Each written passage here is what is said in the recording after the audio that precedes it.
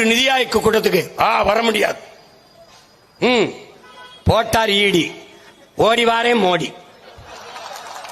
மோடி வாரேன் ஓடி. அங்க போய் சரியா தீந்தாருன்னு சேர்ந்தார். யார் பக்கத்துல? சந்திரபாபு நாயுடு. ஏன் இவருக்கு அவருக்கு ஒரு ரெக்கமெண்டேஷன். இப்படி நிக்கிறாப்ல மாலு. அப்பா படிக்காத பள்ளிக்கூடத்து பிள்ளைய கூட்டி போகும்போது அப்பா பேசும்போது நம்ம இப்படியே நிற்போம்.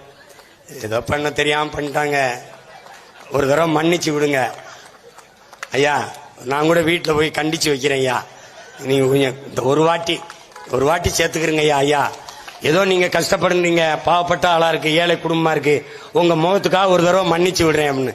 ஐயா எப்படியாவது விடுதலை பண்ணுங்கய்யா, எப்படியாவது விடுவீங்கய்யா. எதை?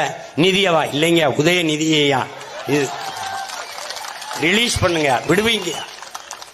அங்க போய் எங்க ஊர்ல மாட்டு தரகு பத்திரிக்கைடா. நான் சந்தைக்கு சின்ன பிள்ளையா இருக்கும்போது எங்க அப்பா பெரியப்பாலாம் கூட்டி போவாங்க இளையாங்குடி சந்தைக்கு.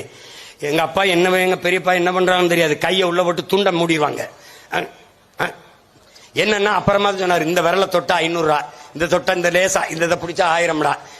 விலை வெளியாளுக்கு தெரிஞ்சிடப்படாத, உள்ளே கையப்ப செஞ்சுக்கிட்டு அப்படி மோடி அவர்.